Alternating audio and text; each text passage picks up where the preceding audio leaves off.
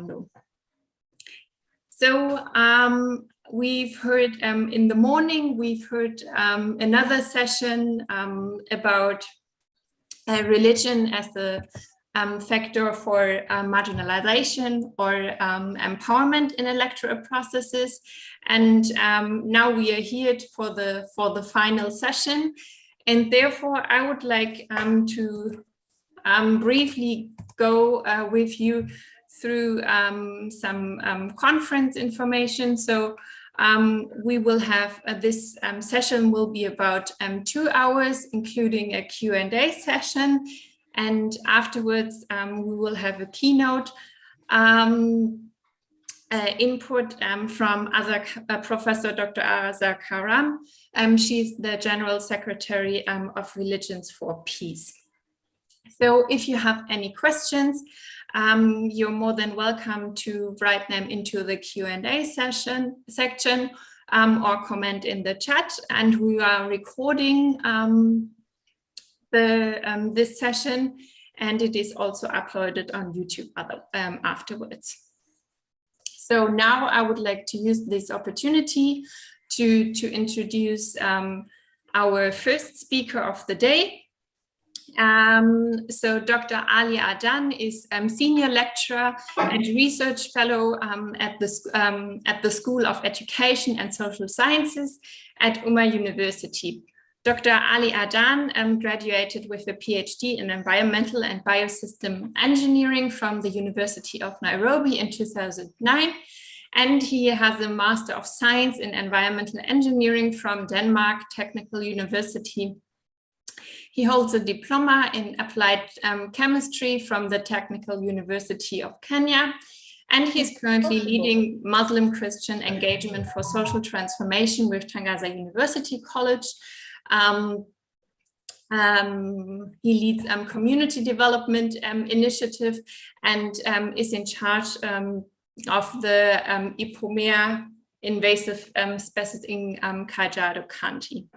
So the floor is yours. Welcome, Dr. Ali. Thank you. Thank you so much, my sister Susan, for this elaborate introduction. And I must take this opportunity to thank Tangaza University and all its leadership and institutions that are behind this great conference, once again, that is bringing the academia, the practitioners, the medias to discuss and debate the importance of religion, peace, and security, among others. Thank you so much. Before I welcome or introduce my speaker or my moderator, please allow me just to say there some few words because all these issues that I will going to mention quickly in 2 to 3 minutes have got relevancy to the topic that we are discussing. One, His Excellency, the President of the Republic of Kenya, Uhuru Kenyatta, mentioned that his government is losing close to 2 billion to corruption. And there are people who are benefiting from this corruption in one way or another. And allow me also to say that several churches and institutions are also affected by very religious institutions, leaders and communities have also been affected by corruption. As you are aware, COVID billionaires is actually common in the vocabularies of many Kenyans, ladies and gentlemen. And they are, allow me also to mention that the chairman of the Ethics and Anti-Corruption Commission of Kenya, Philip Kinisu, said in 2016 that Kenya is losing close to 600 billion shillings to corruption every year. And in terms of global corruption index mapping, Kenya is at a position of 128 countries out of 180. So you can imagine how this problem of corruption is eating into our society. Allow me also to say that you all know, for example, Somali communities are very religious. They carry the symbol of religion. They are all over the country. They do a lot of religious projects, a lot of businesses, but it has been documented and reported in the media, and I'm saying this without being apologetic, that although they are extremely religious, but also the level of corruption that they are engaged in is in all aspects of their life. And this level of corruption is extremely exhibited, is extremely shown, particularly during the times of electoral process. So I want to say that religion plays a very important, religion is like the white blood cells in human body as far as our society is concerned. So with those quick remarks, ladies and gentlemen, it is my humble pleasure to introduce my very important sister, speaker, a motivator, and a journalist, Dr. Dorothy Kwenyu. She is a freelance writer and consulting editor, amongst many media houses, including Daily, including Nation. She has a Bachelor of Arts in Literature and Linguistics and Master of Arts in Literature. She is a well-established scholar who practiced journalism since 1978 in various capacities, from trainee to a reporter to a leader as far as being executive director, editor-in-chief at the Interlink Rural Information Service, IRS, and the which is a first grassroots development syndication service in Kenya. Sister Dorothy is currently serving a third and a final tour of duty with Nation Media Group in consultant revised editor capacity, and she has authored and edited various entities, including Government of Kenya's, UN agencies, international media houses, and universities, document from policies to reference materials to academic materials, among many others. She is a lead translator of the legendary, you all know, this celebrated scholar Ken Walibora, who died sometimes too unfortunate in a road accident. And she was the lead translator for Siku Njema, which is one of the leading literature which is taught in our local schools.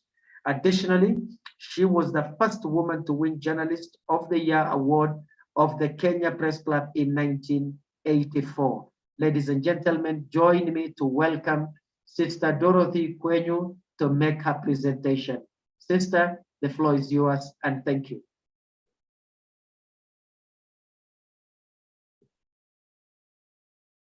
Hello, Sister Dorothy, are you with me?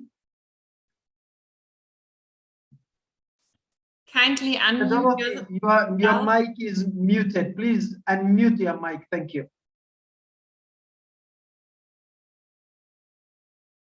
Sister Dorothy, your mic is still locked. Unmute your mic, please. Thank you.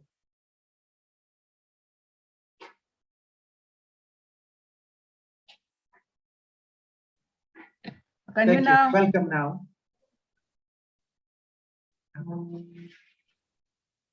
Unmute. Okay. Can you now hear me? Yes. Can you now hear me? Yes, Yes, yes. we can hear you loud and clear. We can see your notes. Is that correct? Yes. That was part of the problem. Thank you. I'm sorry, but I'm very tech unsavvy, if there's such a word. Okay, are religions challenging or legitimizing corrupt electoral processes? Ladies and gentlemen, I'm so grateful to be here with you, and I thank Dr. Aki Ali for the introduction. Am I right? Yes, yes. And I would like to correct that I'm not doctor. I'm just a simple Miss Dorothy Kwenyu. But you are forgiven, because that is a prayer and an aspiration, even at my advanced age. Allow me to thank the organizers of this consultation, and we know who they are. I shall not rehash them because Susan already did that so well. Okay? But I would be remiss not to make a special thank you to Father Innocent Maganya, maybe he's watching from Rome, I don't know, at whose invitation I'm here, to upon whom it fell to contact me, and Dr. Reginald Nalugala, who thought rightly or wrongly that I might have something to offer at this consultation. To all of them and to any others involved behind the scenes, asanteni sana. Due to the peculiar circumstances I find myself in, I have only just caught up with the proceedings of this meeting. I wish I had been here from yesterday. You will therefore bear with me if my presentation falls short of your expectations, should I seem to veer off the subject of this important topic in regard to our electoral calendar. Are religions challenging or legitimizing corrupt electoral processes? From my journalistic perspective, this is a hot topic at a time when we are just 81 days away from Kenya's next constitutional general election, which occurs every 5 years. As a consultant revised editor of a leading national daily, I have the privilege of being witness to politicians' shenanigans as they break every rule in the book to achieve their ultimate goal, which is winning their coveted seat come August 9 to become MPs, MCAs, senators, governors, and of course the president. Dehumanizing spectacles of wananchi scrambling for banknotes thrown at them as if they were dogs at campaign rallies in full view of cameras, thanks to the ubiquitous smartphone, with the singular aim of influencing the electorate to vote for the benevolent, in quote, candidate, are rampant.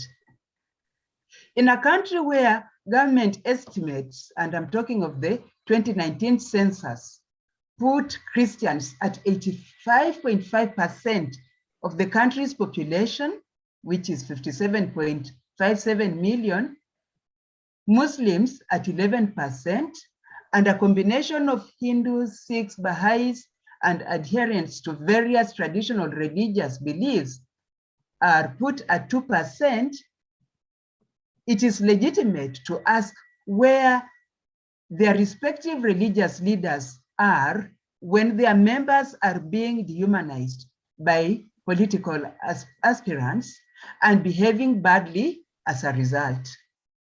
With 98.5% of the country's population professing one religious faith or the other, it is legitimate to ask if Kenya's religious leadership is challenging or legitimizing corrupt electoral processes, such as happened on November 10th, 2021, when a high-ranking politician caused a stampede and stoning of his motorcade in Kondele, Kisumu, which was given wide media coverage, and as an example of voter bribery gone berserk. In preparing this presentation, I was unable to authenticate a famous quote that has widely been attributed to our founder, President Jomo Kenyatta, which describes the church as, open quote, moral conscience of a nation, and is expected to spell out what is good or bad, right or wrong in public life of a given community, close quote. I therefore risk quoting our founder president out of context. On the other hand, allow me to quote an article titled Religion and Morality, which was first published on September 27, 2006 in the Stanford Encyclopedia of Philosophy. It states, and I quote, "From the beginning of the Abrahamic faiths and of Greek philosophy, religion and morality have been closely intertwined. This is true whether we go back within Greek philosophy or within Christianity and Judaism and Islam, close quote. The article goes on to describe morality as, and I quote again, a set of customs and habits that shape how we think about how we should live or about what is a good human life. The founder CEO of Safaricom, Kenya's and probably East Africa's leading telco, Michael Joseph, once described Kenyans as a peculiar lot. In regard to the upcoming general election, the peculiar moniker could not be more apt. This is because although politicians are meant to be on the campaign trail from May 29 to August 8th, the eve of the 2022 general election, Kenya has been in a campaign mode since 2017, when it held its last elections. For Deputy President William Samoei Ruto, March 9, 2018, the date of President Kenyatta and former Prime Minister Raila Amolo Odinga's historic handshake, that was the day he embarked on unofficial campaigns that have seen him traverse the country to secure votes. Needless to say, all the other political formations followed suit. Now, subversion of a constitutional electoral process, which is evident in the premature launch of the campaign date, should be a matter of grave concern since it distracts Kenyans from productive work. Indeed, the Independent Electoral and Boundaries Commission should have long pronounced itself on this serious breach of the electoral process, and if it has no means of stopping the illegality, religious leaders should have stepped in by sheer dint of their moral or assumed moral authority. For one, the Christian Church, with which I'm most familiar, advocates a work ethic, the principle that hard work is intrinsically virtuous or worthy of reward. And I quote, "If a man will not work, he shall not eat," the Bible says in 2 Thessalonians chapter 3, verse 10. It therefore goes without saying that idle youth are spending many unproductive hours at political rallies when they should be channeling their energies into productive work. To idle youth, pawns of manipulative politicians are not the only targets of political handouts, even when only a few have declared the source of the wealth they flaunt at campaign rallies, as exemplified in the notorious Kondele case that I mentioned earlier. Trust them, the politicians long discovered the vulnerability of religious leaders to easy cash, many of them turning their places of worship into campaign venues, which are then paid for handsomely for providing a captive audience to the politicians. At some point, the politicians' practice of trooping to churches every Sunday, ostensibly to worship, but really to campaign for political positions, sparked uproar, leading some mainstream churches to lock out politicians from their pulpits. Sophists that they are, and always ahead in wriggling out of awkward situations, the politicians argue that they couldn't possibly be campaigning, that the campaign starts on May 29th when the IBC rolls them out. That's a clever way of deflecting debate from the illegality that is premature electioneering, and more so, blatant voter bribery, which those visits to churches really are all about.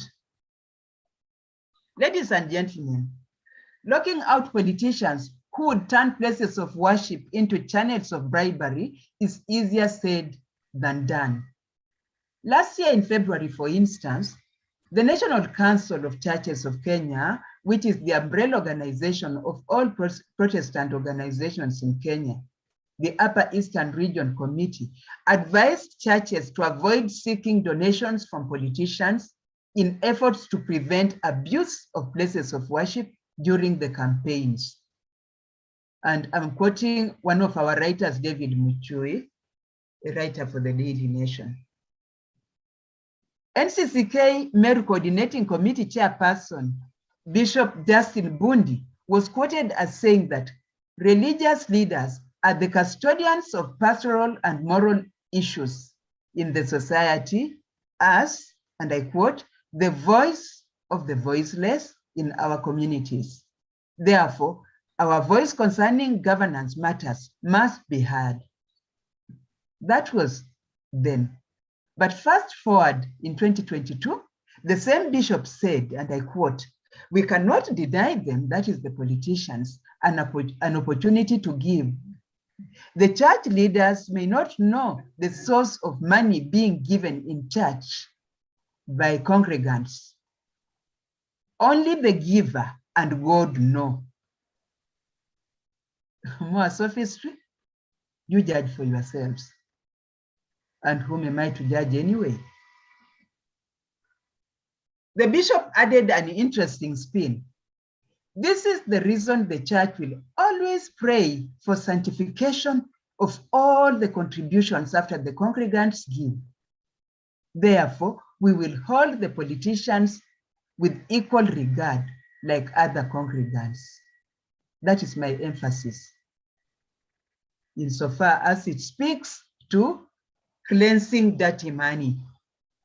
The Election Offences Act, Chapter 66 of the Laws of Kenya forbids voter bribery under Article 10, meaning that visiting churches with huge donations ostensibly to support churches when the reality is when the real aim is to bribe the voters legitimizes a corrupt electoral process.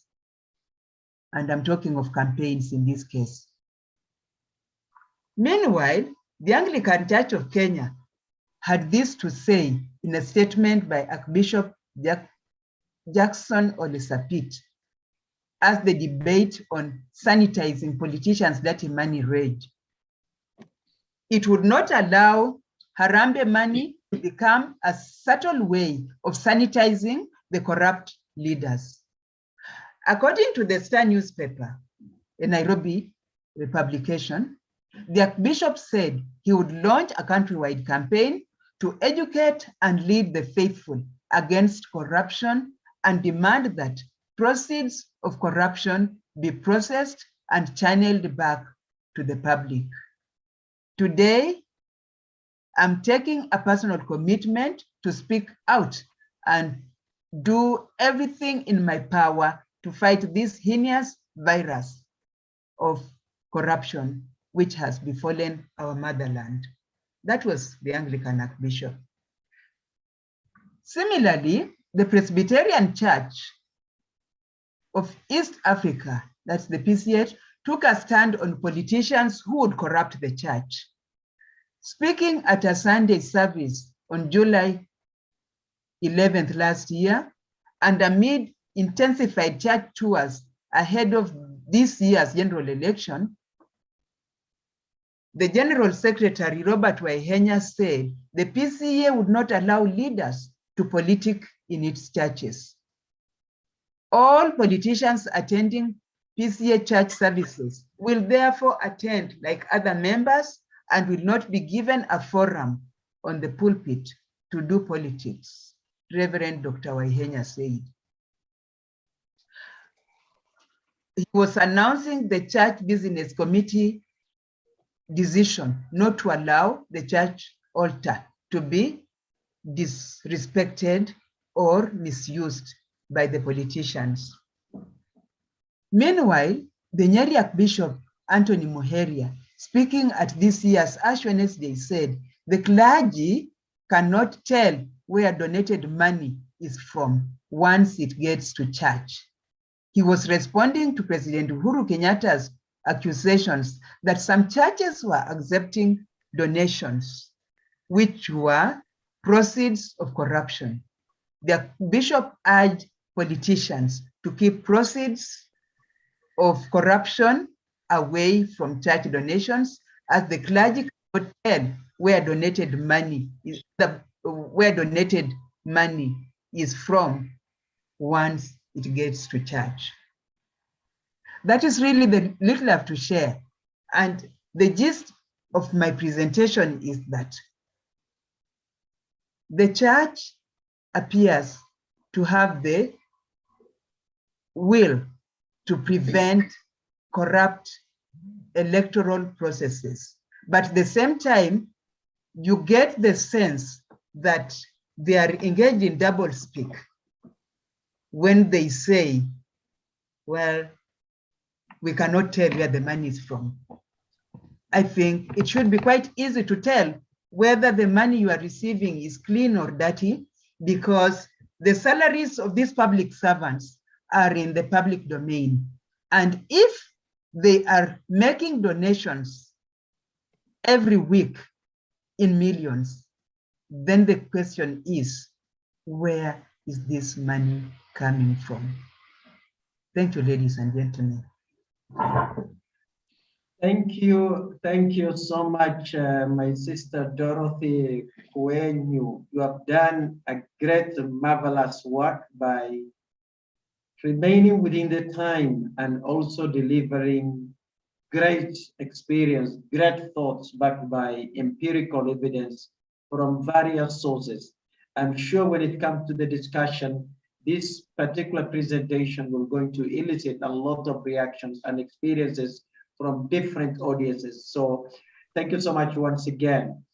Ladies and gentlemen, please, I will request my audience to keep writing their thoughts, their comments, their suggestions and questions in the Q&A part of the online system, so that you don't lose an opportunity and we are ready to capture. So we are going to clear all the presentations and then have a very good time for plenary discussion. It is my honor, ladies and gentlemen, to move to the next speaker, who is Dr. Elizabeth Kanini Kimau, who is Kenyan grassroots peace builder. She's the founder of African Grassroots Peace Forum. She's a peace champion, in other words. Dr. Kanini is a lecturer at St. Paul University, which is based in Limuru, and she has over 12 years of experience in contributing to the building a culture of peace in regions fragmented by prolonged inter-ethnic violence in northern Kenya, Horn of Africa, which includes South Sudan, Somalia, among many other places. Ladies and gentlemen, we are gifted with one of the best brains in our country.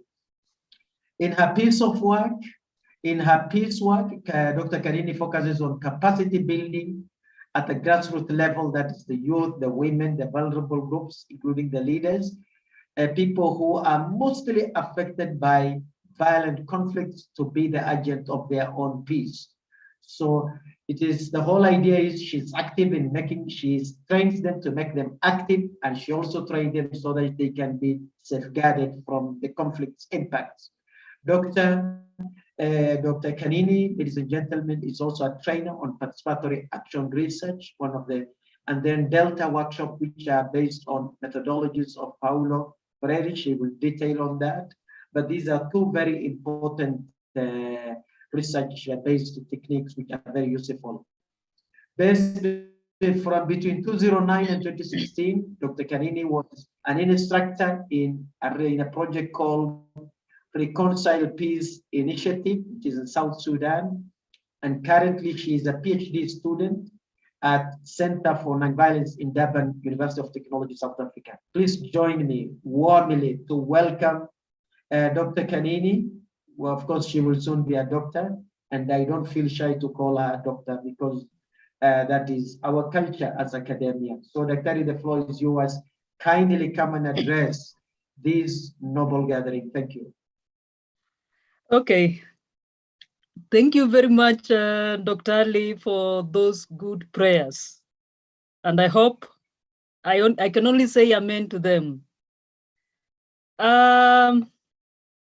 Coming back to our discussion.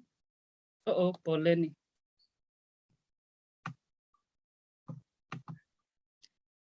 Coming back to our discussion, I find this question is very difficult to answer. Religion challenging or the English is going away for me, corruption. And listening to the presentation of Dr. Dorothy, it makes it very difficult, as I said, to answer this question. Because we have heard from our presentation some key leaders who have been standing and challenging corruption and challenging even other leaders who are trying to enter into corruption. But just sharing a few thoughts, looking at religion at its own, we see it has a lot of potentials to influence human behavior, even the decisions. And all religions reject corruption. And as Dr. Ali said initially, there is a study which was done by Shadabi, and it shows that some countries which have a high number of religious people, the corruption was also very high. And then you ask yourself, what has happened? The two are, it's like a paradox. But that is the reality we are seeing in our society. And I repeat what Dr. Dorothy has said. The high number of religious people in our country, Kenya, and key people seen in our country fighting corruption. And then we have seen this actively taking place. And this makes me to say, religion on itself has a lot of potentials. And I focus on the Kenyan context. When we look at the religions in Kenya, they are united at different levels. We have a lot of interfaith council, and this has been discussed since yesterday by various presenters. And if all the religious, thank God, the religions are united in Kenya, the unity gives religion a lot of power to speak against any evil, against corruption in our country or in other countries. And you also find each religion is very rich in values which promotes life, values which promotes well-being of every individual. So you find that, and the religion has very strong formation for this. They form their followers to enable them integrate these values in their lives. Another potential is that religion is trusted, respected, and listened to by many people in the country. I remember a case in Marsabit County. Those who know the history of Marsabit when it was northern frontier, it was marginalized by colonial government. Even the current independent government continued marginalizing that region. In terms of social provision, there was almost no much presence of the government there. So the church took over, and people referred the church as their own government because of its heavy presence there. And you find, especially in Kenya, religious leaders are listened so much. When they speak, their followers easily listen to them. And another potential is religion is connected with people at all levels, from the top level to the grassroots. So this gives the religion a very big power to influence and mobilizes masses for maybe non-violence action or something to fight against corruption or another evil in the society. So that kind of connection, for instance, you find the top leaders of Islamic or Christianity. if you find you go to the deepest root of the country, you'll find maybe there are also some Muslims there. Also, there are some Christians there. And the leaders are so highly connected, even the top leaders of the government. So it is very easy for them to influence changes at all levels because of this connection. And another part, you find some leaders are affiliated to either religion. Some political leaders are either Christians, others are either Muslims or other religion. And this gives the religion a very strong power of influencing these people. And as I said here, I'm building relationships. But the key thing is, what kind of relationship do our religious leaders build with these political leaders? Are they able to challenge them when they do wrong in the relationship? Because we know if you're friends, you can challenge your friend and tell your friend what you're doing is wrong. So what kind of friendship do they make? And what kind of friendship are they are put in a position to make? Can this friendship save our country or other countries? And then we go to the next reflection. When we look at our, excuse me. When we look at what is happening at the ground between the political leaders and the religious leaders, whose voice is louder than the other? Who is easily listened to or trusted? Are religious leaders more trusted by their followers than the politician? Putting in mind a politician is a follower of a certain religious leader, a certain religion. What has gone wrong? And I think we see many people listen. Politicians are they can influence. We are talking, when you look at the literature, the scholars, they are writing about how youth is being influenced by political leaders, but we are not hearing how religious leaders are influencing the youth for the good of the society. But there's so much about politicians influencing youth for the bad, but not for the good. So what has happened? What has gone wrong in our society? Then we have seen cases where politicians have mobilized masses for violence. This has been witnessed in 2007, and it has been witnessed in other region of the country. So and we have seen whenever there is grievances, or maybe people claim one candidate has stolen votes for the other, the methodology they use is violence. The best approach, which is easy to use for many people, is violence. So we see a lot of violence in the society. And then we have seen the statistics about the high number of Christians in our society. Then we ask ourselves, what has gone wrong? So I can conclude that the violence we have witnessed in our country after the election process, or even during campaigns, is an indicator religion has not played its critical role and effectively, has not played its critical role effectively by being the conscience of the society, by challenging the evils in our society. So why is this happening? And religion has a lot of potential in them. I would not like to generalize religion, because within religion, there are good individuals who are fighting against this corruption, who is fighting against other social evils in the society. But we can look at some factors which are affecting many religious leaders. And the first one is the commercialization of religion. In the morning, we heard Professor Getui mention very clearly that religion has become business to many. Many people are starting some maybe churches, for instance, what I know best, because of money, not because they want to spread the gospel values, but because they want to gain money. They want power.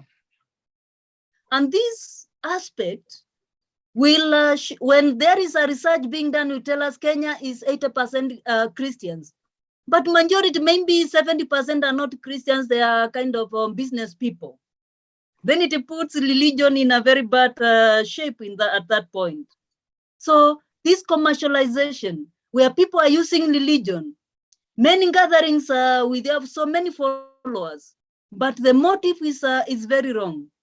And this makes it difficult for these people to form or to kind of inform their people about these gospel values effectively. And that is why we see a lot of gap in our society. And another challenge in our society is deep ethnicity. And this has been discussed since yesterday. We have a problem of ethnicity taking place in our country. And I remember when Dr. Katongole is a Catholic priest from northern Uganda working in a university in US, teaching there. When he was writing about the genocide in Rwanda and seeing what has happened in a country which had a high number of Christians, he talked of the blood of ethnicity being deeper than the waters of baptism. Because if the waters of baptism were more, then you could not have seen such kind of killings. And in Kenya, you see the same. We have some religious leaders who are deeply ethnic. And then it becomes, even during the electoral process, you find they are highly sidelined with a particular party. And when a religious leader goes to a particular party, it's okay. It's a Kenyan, and the person has a choice to choose where to go. Then you find that this particular leader is leading people who are affiliated to various parties, people from different ethnic groups. So if you have seen by your followers as a sideline, as going to one area, then nobody will listen to you. Nobody will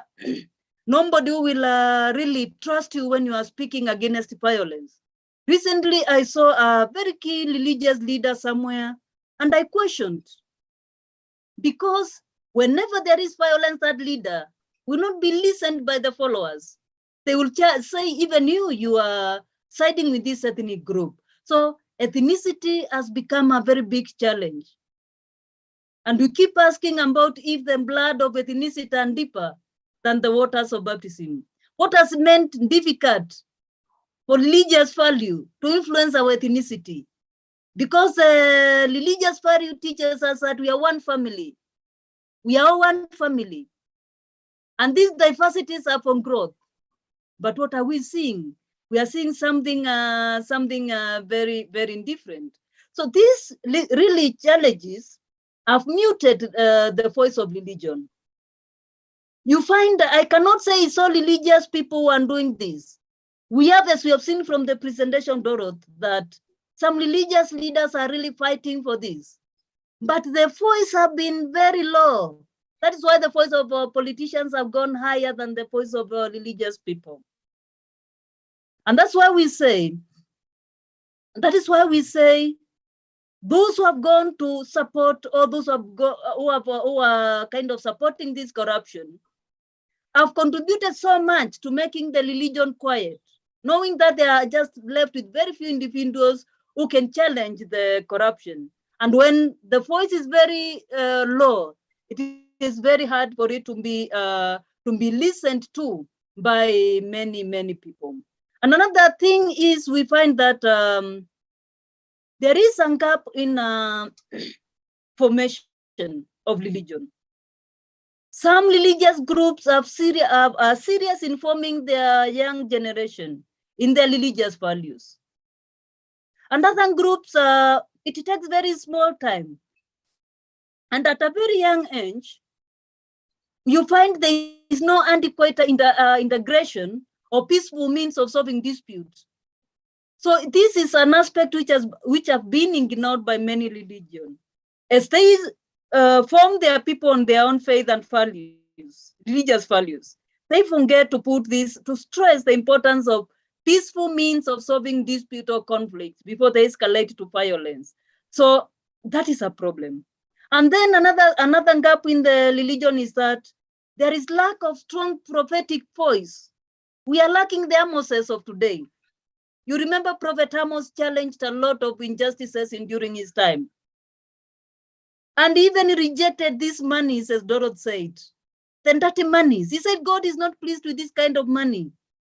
He was against the poor, the rich using the poor and bring that money to the church or maybe to the places of worship.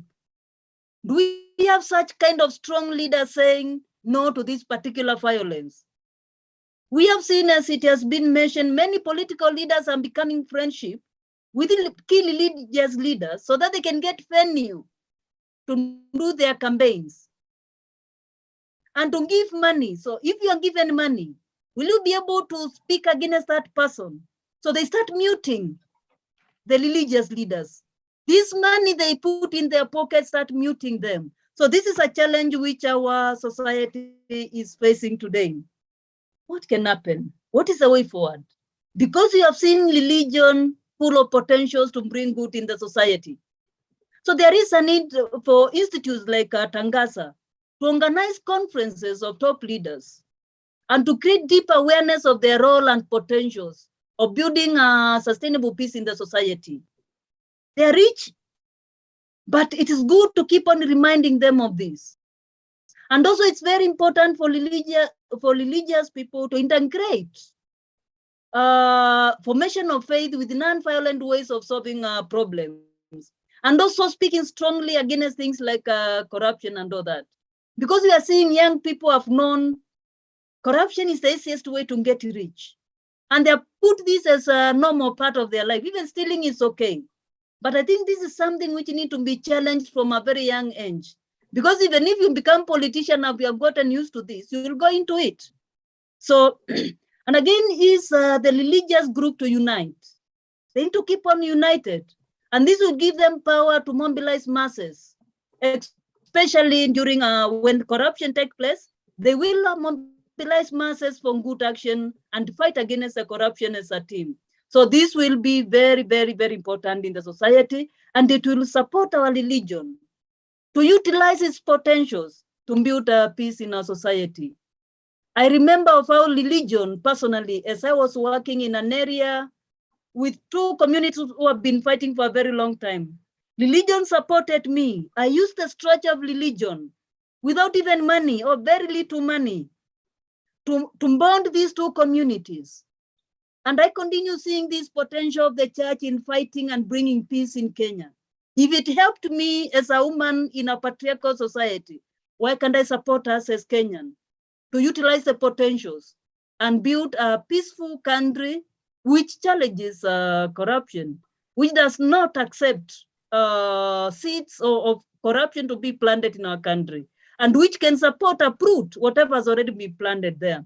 So thank you so much. That's the end of my presentation, of my sharing. Asante sana. Thank you so much. Wow.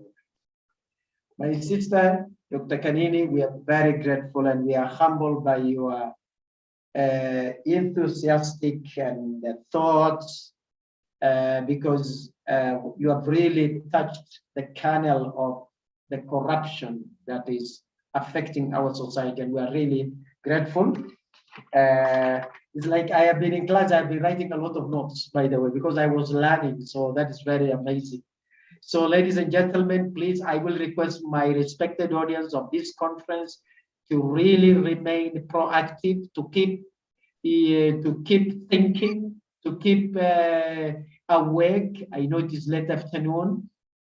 Remember, the gold is yet to come. The gold is yet to come. The platinum is about to be given. So this is a rare opportunity for such unique conference happen. And remember, this is the 4th TACSPA conference, and it will be another after 2 years that you will have such pearls of gold or knowledge or wisdom is being shared. So please, because we want to solve the problem of corruption is with us, the problem of electoral violence is with us. So kindly remain active, write down your questions, write down your suggestions to some of these challenges so that we can address them. Ladies and gentlemen, it is my honor now to welcome and introduce my mentor, one of my very great scholar who sometimes advises me, who when I have a challenge, I always run to him. And Professor Munene is really my I am honored always to host you and talk to you and relate to you. Ladies and gentlemen, Professor Machari Munene is a professor of history and international relations at the United States International University, which is based in Nairobi, Kenya. Professor Munene obtained his doctorate in diplomatic history in 1985 from Ohio University, Athens, Ohio. And Professor Munene holds a Doctor of Philosophy in diplomatic history from the Ohio University, US. He is a professor of international relations at the same university in Nairobi for now more than decades.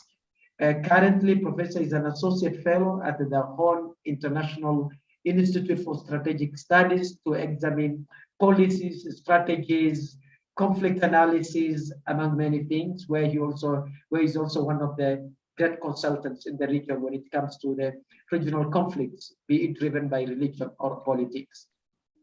Professor Munene, ladies and gentlemen, is also a recognized and a celebrated scholar and associate fellow at the Global Center for Policy and Strategy, GLOSAT, which is also based in Kenya.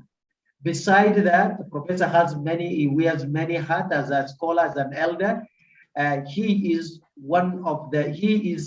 the advisor to the Harmony Institute, which is a multidisciplinary peace building and research and policy study institute based in Nairobi. Ladies and gentlemen, Professor Munene, finally, he is a recognized scholar by the United Nations expert on decolonization, and he is rated among the top 100 CCTV4 commentators in the world. If you have not been enjoying Professor Munene's articles during the Saturday and Sunday as a leading opinion in our local media, or you have not followed him in local media houses, then you have missed a lot. It is my humble pleasure to welcome Professor Macharia Munene to address this great conference audience. Prof, the floor is yours. Thank you. Thank you very much, Dr. Ali. And I would like to thank the organizers of this conference on challenges to the electoral process, corruption, and all those things. It itself is very challenging to start with. I think there are two issues that crop up before we delve into religion or the matters of religion. One is the validity of the electoral process itself. Is the electoral process flawed, crafted to be flawed in order to achieve certain objectives that may not be very fair?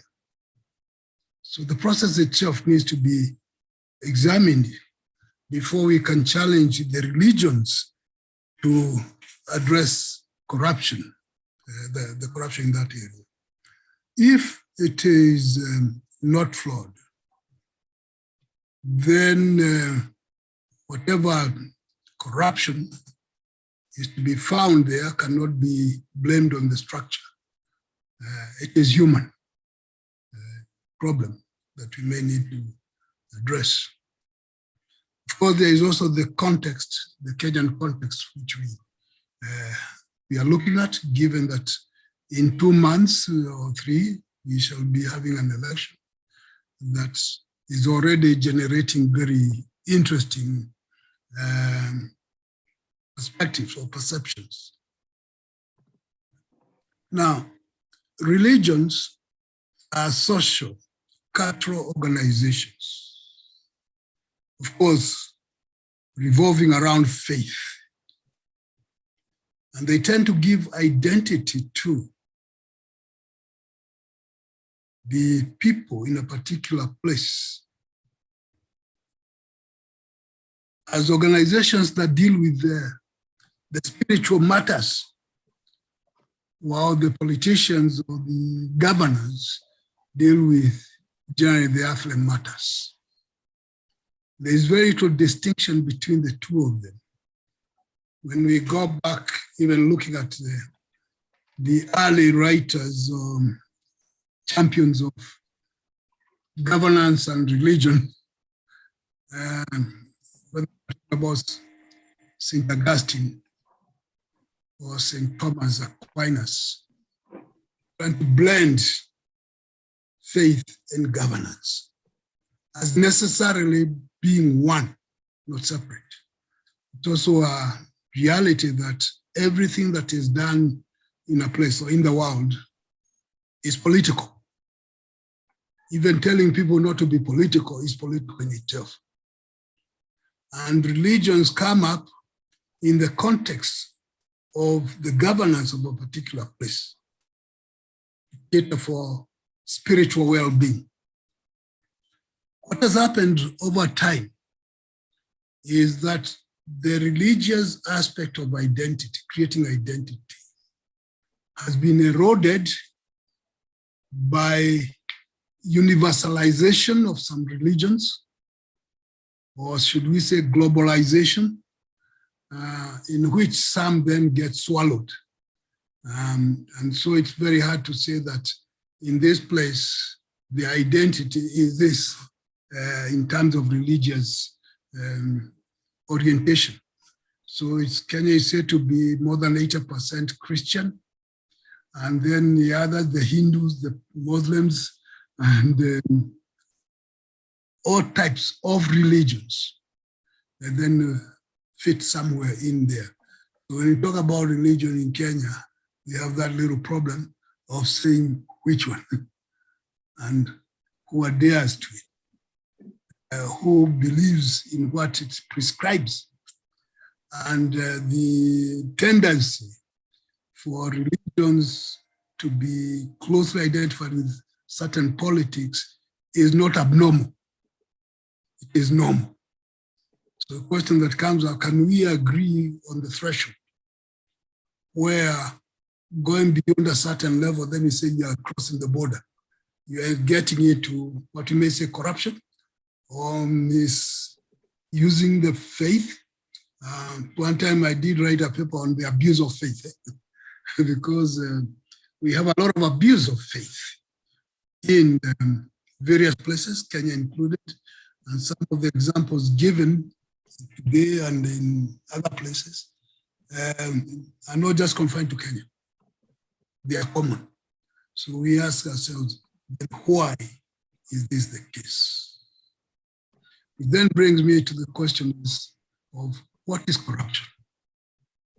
Having said that the structure or the electoral process, if it is perfect, then you want to know what is corruption. Is a process that's designed to produce certain favorable results, acceptable, if in the process it puts some other people aside. We have had arguments by prominent people in the international world that the next time you press people to have an election, make sure that your side wins. That came from a US Secretary of State. They press people to have elections, and then the winners were not the one they wanted. We have a good example of Egypt, where they pressed the Egyptian to have an elections, and then the Muslim Brotherhood won. And then they had to overthrow the government in order to enhance democracy. So they said, exactly what are we talking about? And in that sense, then what is corruption? If indeed systems that are designed to suppress some people and to favor others are in place, we can say that is a form of corruption. Yeah? In the US, some time ago, there was an election in Florida where the systems were designed such that when votes or the record is put, buttons are pushed, some changes take place in the place. And in order to, that was, just corruption and nothing else. So can you say that those fair or not fair? So we also need to examine this concept of corruption, and then where the religions come into the picture. If the religious organizations are comfortable with those systems that inherently produce something else, then it's very good for them to question those results. It's an emotional thing sometimes, but these things to be confronted. Yes, religious organizations tend to be particular to the environment. They live in this world, so they know. And we find leaders, religious leaders, sometimes being overwhelmingly vocal in favor of a particular place or person, simply because they identify with that person. Or the identification can be either ethnic habitation or simply a matter of sharing the same church or the same mosque or the same whatever. So these things come up. We also now talking about religions themselves, having said that they are organized, social cultural organizations that sometimes give identity to a people.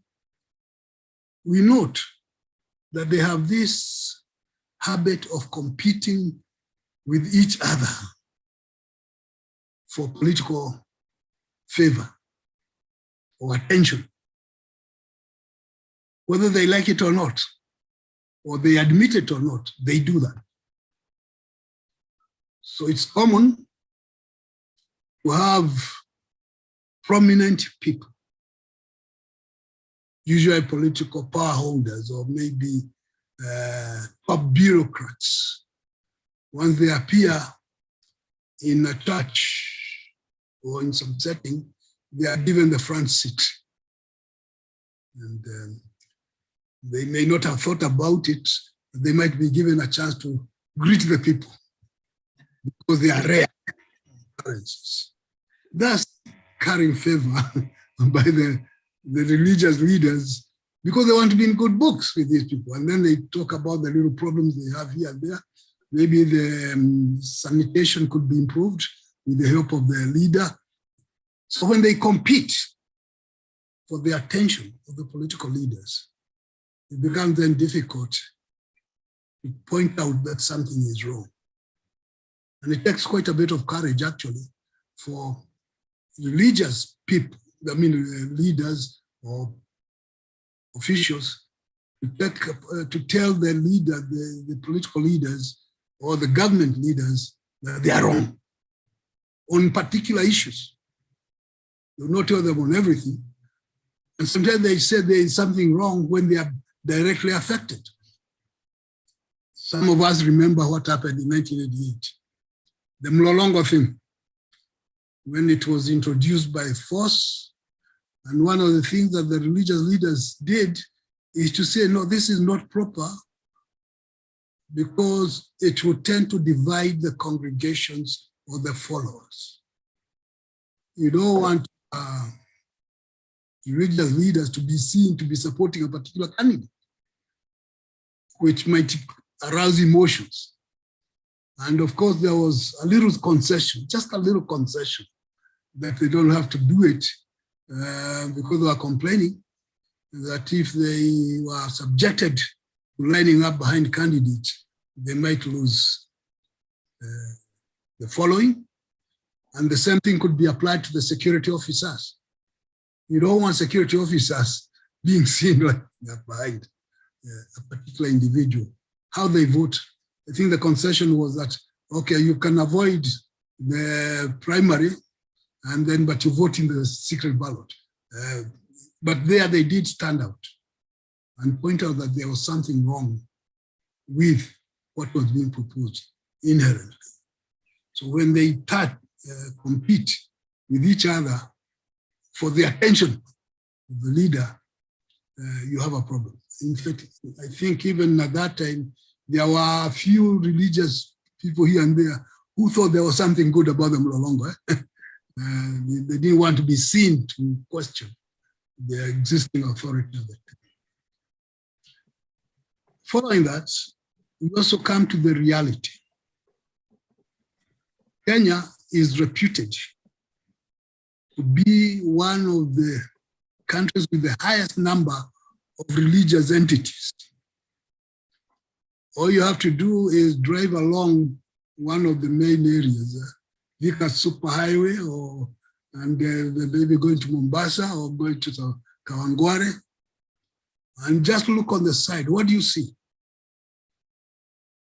Numerous outfits called religious something. Most of them are Christian, but there are also others. And they say the church of this, promoting the gospel of God and Jesus, and they are next to each other. You wonder what they are doing. What are they doing?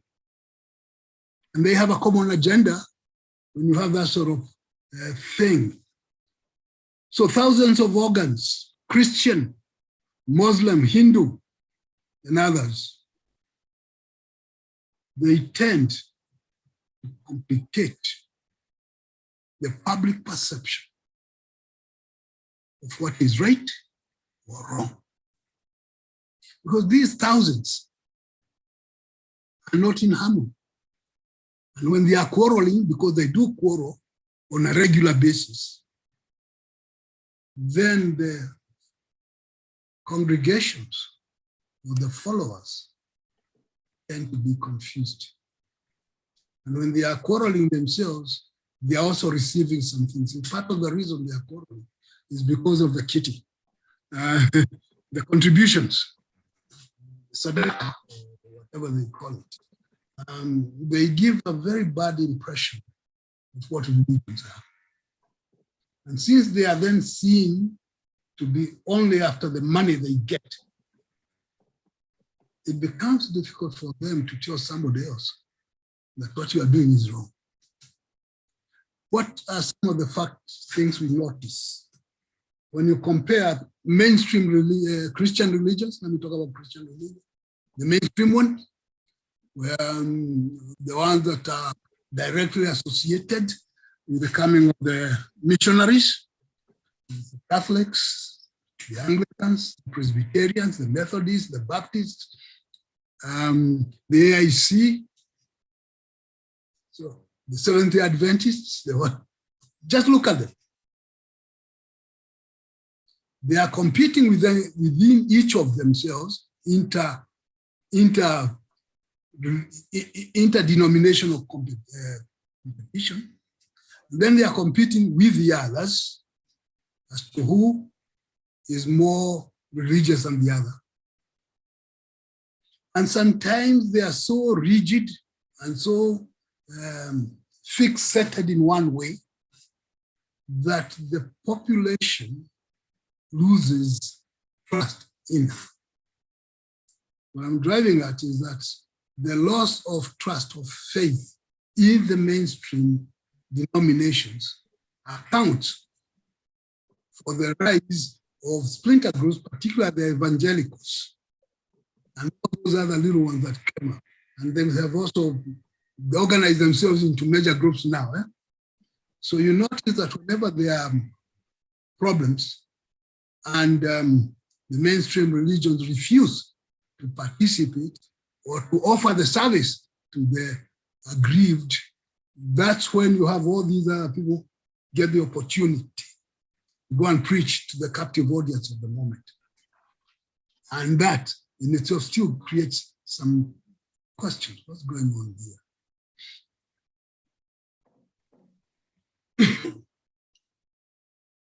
So the internal challenges in each of the denominations or in each of the religions open avenues for corruption. And corruption here, maybe we should define it as engaging in unbecoming behavior whether it is religious or social or moral, it's corruption, seeking favors or getting favors that one should not be getting. It becomes difficult thereafter for religious leaders in whichever to point fingers at others, and they themselves are deeply involved in some of the questionable activities. Which brings me to raise a question that I think has been alluded to, question of leadership. Is the leadership in the religious organizations proper?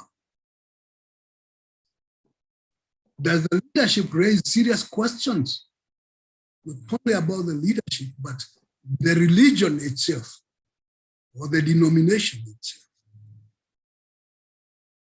Of course, talking to some preachers and other people, when you are relaxed, the word meet. But we are just like everybody else. Therefore, we mess up.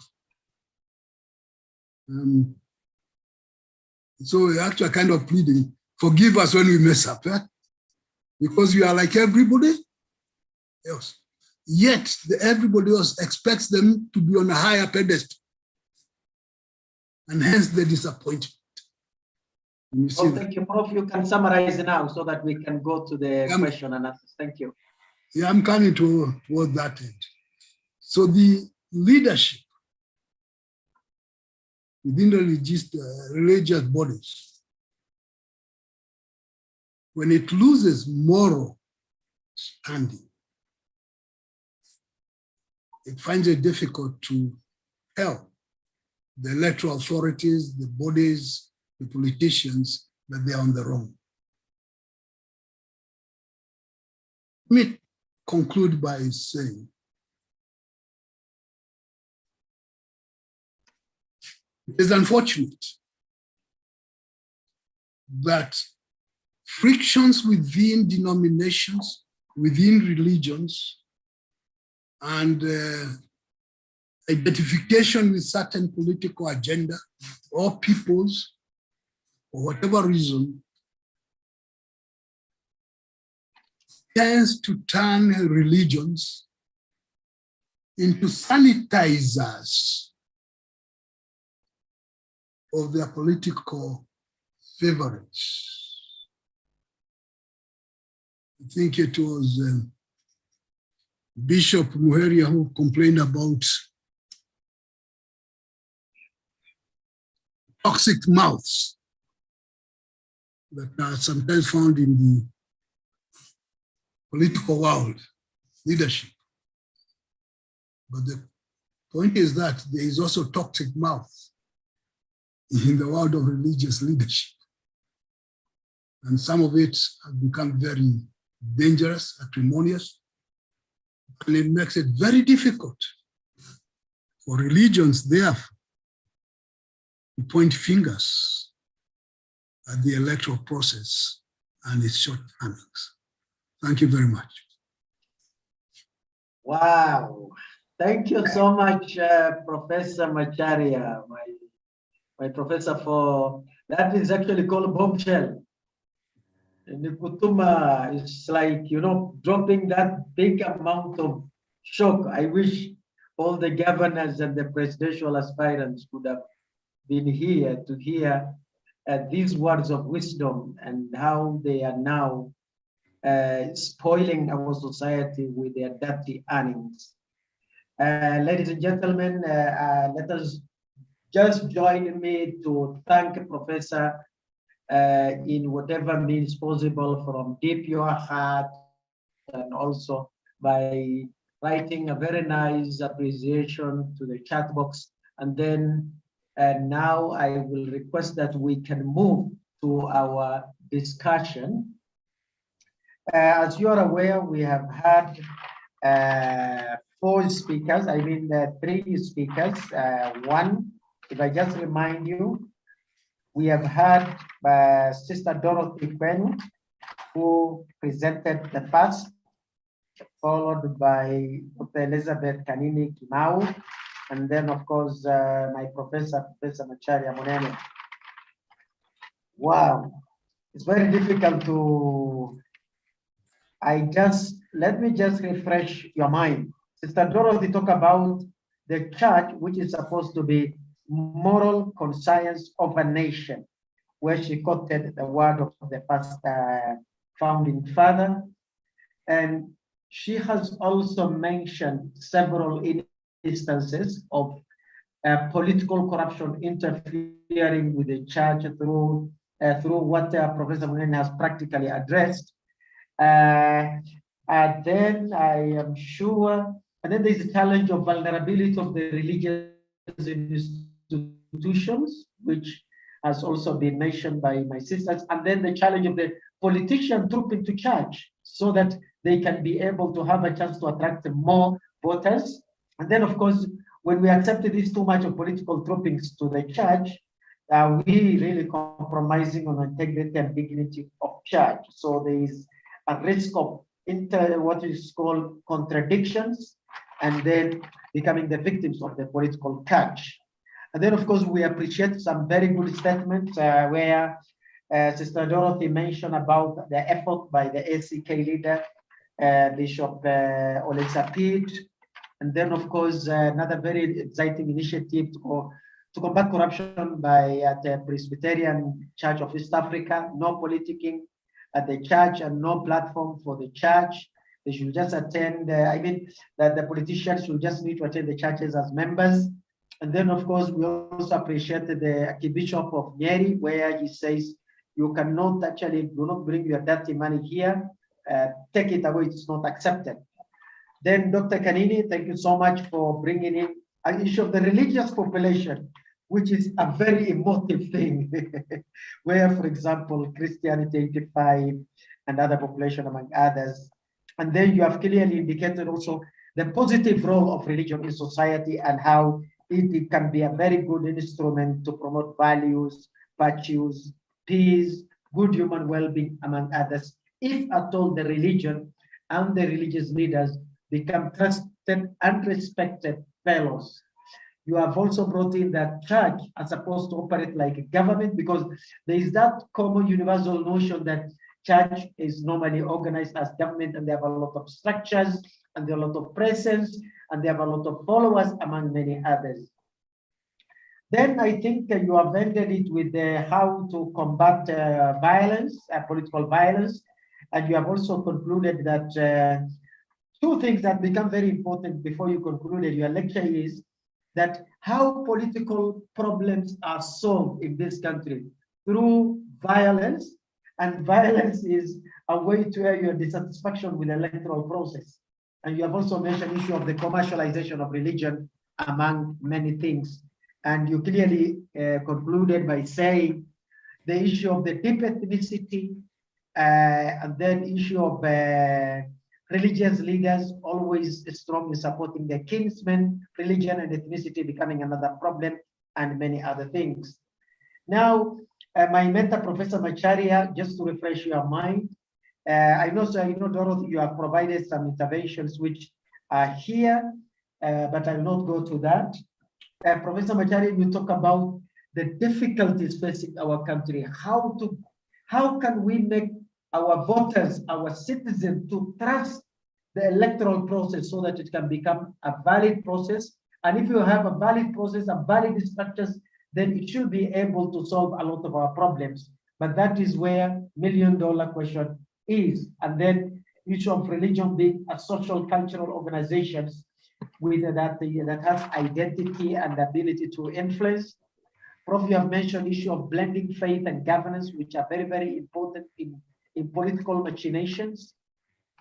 I really appreciated this issue of where, for example, you say globalization of the religion that has swallowed others. Could that be, has it reduced the religious diversity really, which is creating the problems that we are in, and which include corruption, and then where our democracy has a lot of challenges. I love also the idea where you say in some countries they have you push the button The button will create certain change and then it will give you desired results. How democratic is that process? Very interesting. And then I think another thing that, Professor, you have really brought out is issue of the religious leaders or religious institution competing for political attention, political favor. I think that is where we have a lot of problems. Because of this competition, it is difficult for church actually to talk against the hands that is feeding you or that is trying to carry you up for you to be recognized. So I think Professor has really given us a very interesting interventions. And I also admired this issue of internal challenges in each denomination, in each church, and the leadership of the denomination and frictions that is associated with it. So ladies and gentlemen, I was just trying to refresh your mind because it is after lunch and you might have forgotten some of the ideas. So right now, allow me to go through the questions, and please feel free to write your questions. And I already have got a number of them. The first one, I will request my panelists to listen. How do the panelists think about the influence of upcoming Kenyan election on the religious landscape and religious relations in the country, positive and changed or negative? What do you see? What scenario do you see, my good experts? And I would like to start from Professor Macharia Munene. How do the panelists view or think about the influence of upcoming Kenyan elections on the religious landscape and religious relations in the country? What is your position? Will it be positive? Will it be unchanged? Will it be negative? And the floor is yours, my brother, Professor Munene. Thank you. Thank you for the question. I like being positive all the time. Thank you. It can be positive. There is nothing wrong with religions getting involved in the coming elections. Just be positive, be honest about it, and it can come out for the better. The notion of pessimism is not good. So I'd like to see more and more people of faith, religious leaders, getting involved in the electoral process, not to campaign for a particular individual, but to make it clear that everybody understands what's going on. It is the future of the country, and there is a lot of good things happening. In fact, even the campaigns going on now are good for the country. Just make sure that they don't go haywire in some places. So yes, the religious organizations have a job to do of encouraging people to participate and ensure that they elect the best person that they know. My view is when you go to that ballot box or booth, you vote for the best candidate that you know who is good for you in the future. And be honest about it. The rest will take care of itself. So thank you. I love two things from Prof. Vote for the best, and the future is bright for our country. Peace will be there. Thank you. Sister Dorothy, what is your take on this question?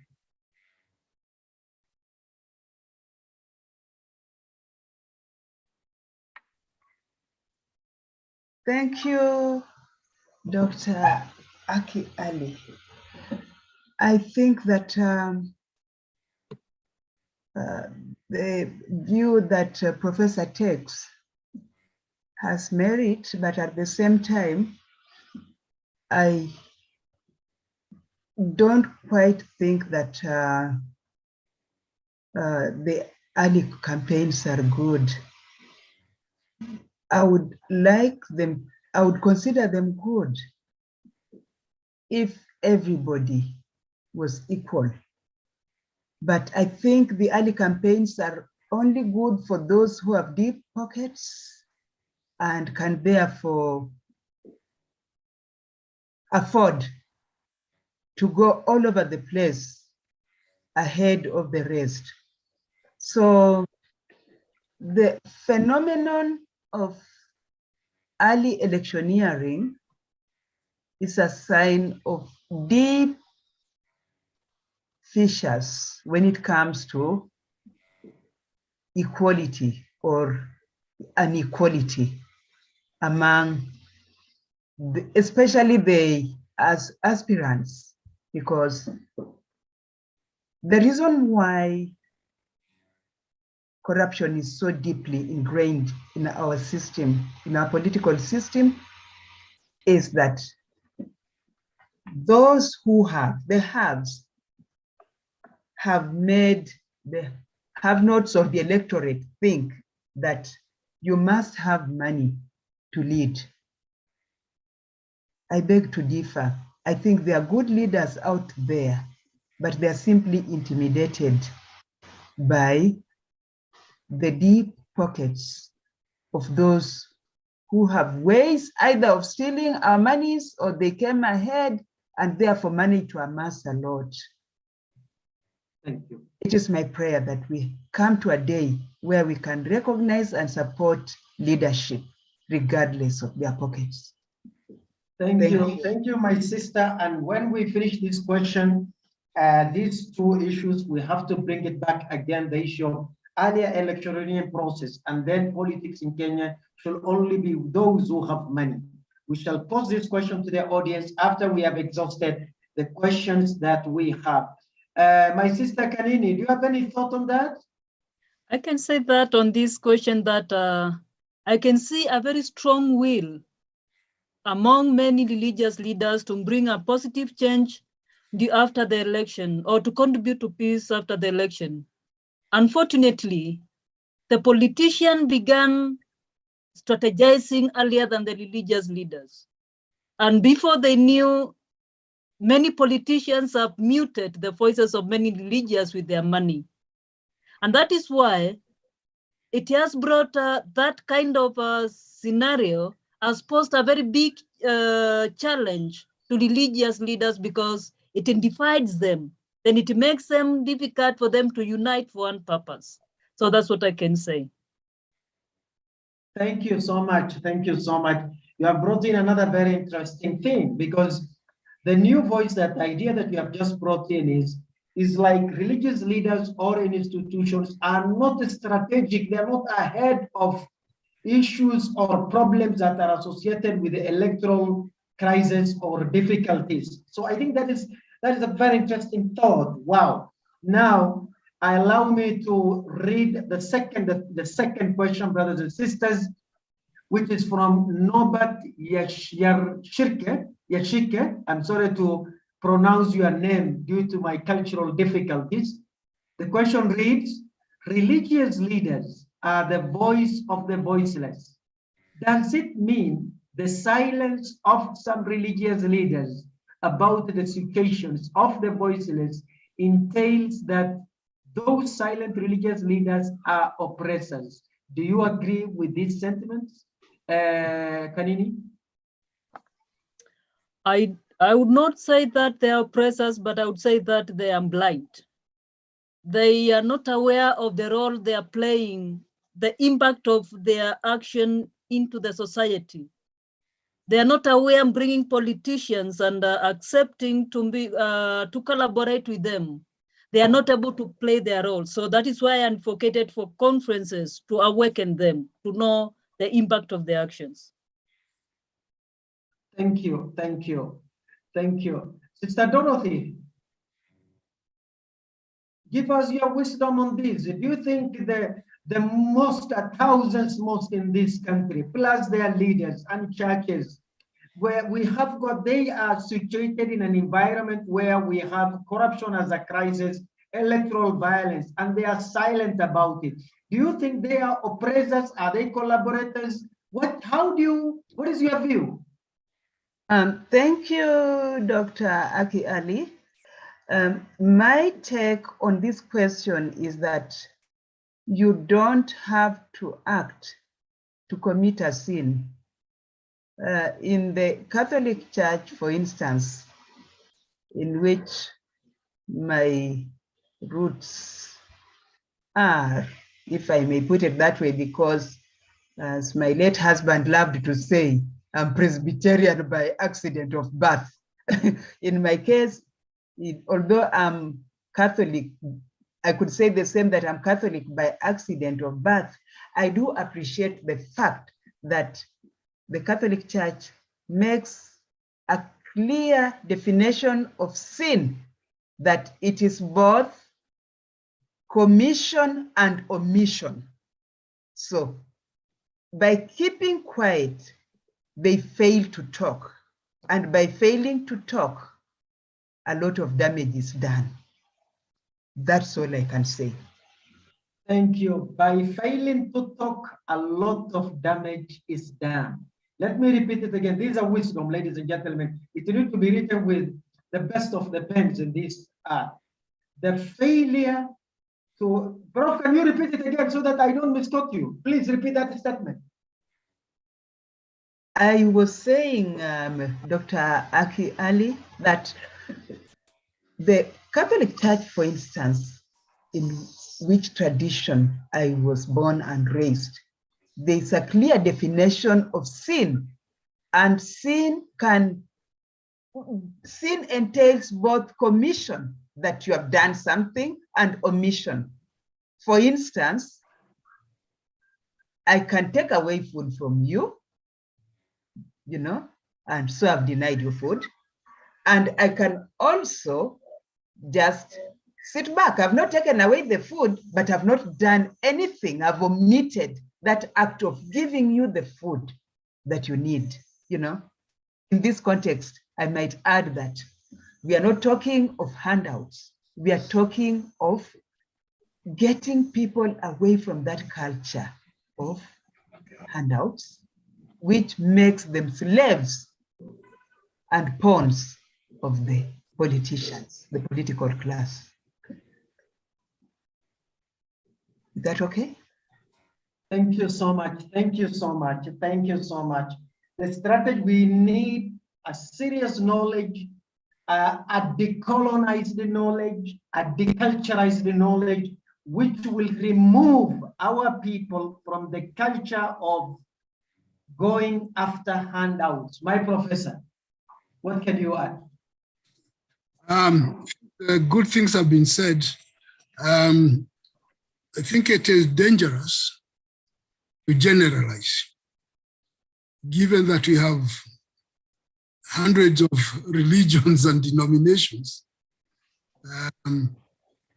To call them collaborators or oppressors, we need to go deep into it and say who then among them, because there are thousands of them, fall into the category of collaborators and oppressors.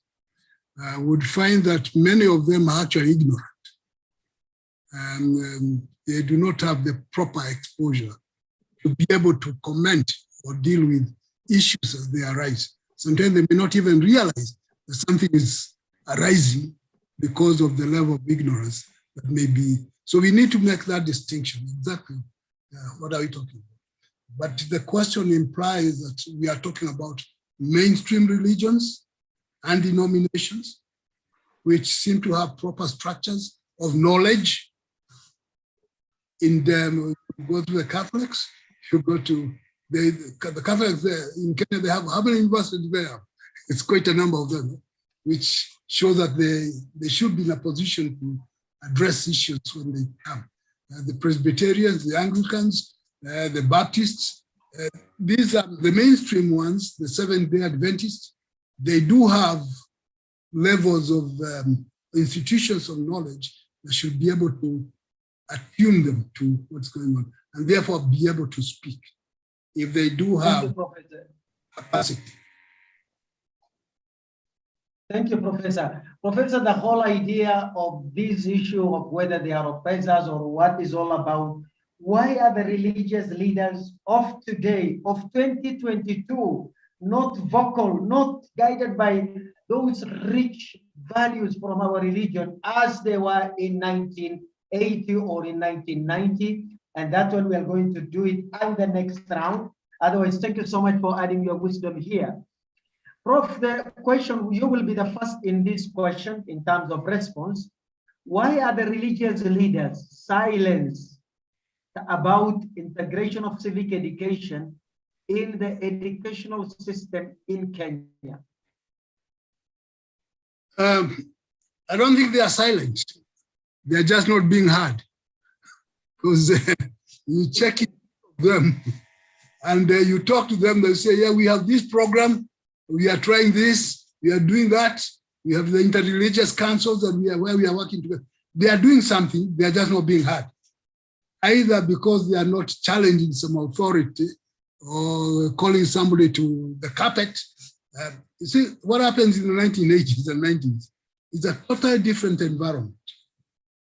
The level of oppression in the 1980s was high. So people appearing to raise questions were noticed. The level of oppression, not to say that it is completely out, but people are free. They are relatively free, more free, and they can say their own things. And we have new gadgets of information.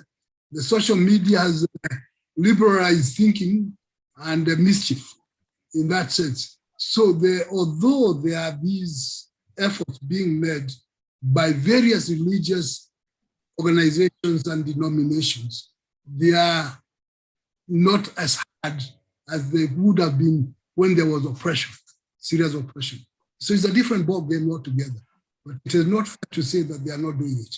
And I know they are doing it, but not as easy. Okay, thank you so much, Prof, for that insight. I appreciated that because I really had that concern, but you have really responded that we thank God Almighty for the level of democratization, for the level of human rights that has improved, the level of, yet that our governance systems and structures and institutions are maturing, and therefore the problems are not as high or as not as oppressive as those days. Thank you. My sister Kanini, any idea on that? What do you think? As I said in the beginning, when we are discussing the idea of religion, it's difficult because I take an image of a sack of a potato. When you have a few potatoes in a sack which are rotten, if you are not careful, you can throw the whole sack away thinking that the smell coming from it, you think it is every potato in that sack which is rotten. And in our today's society, it is high time for us to start practicing how to pour down, to take the energy and pour all the potatoes down, select the rotten ones, and see if they are not fully rotten, plant them, they will bring other new potatoes. So it is high time for us to plant the rotten potatoes, and new ones will come which are not rotten. And that is our role, which we need now to play with the religion. There are few potatoes rotten. We need only to choose those ones. Asanteni. Thank you so much.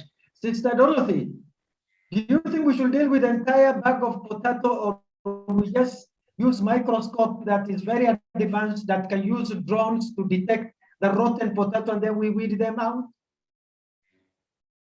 I would resonate with Sister and Dr. Elizabeth Kanini on the point of separating the rotten from the less rotten and the most rotten.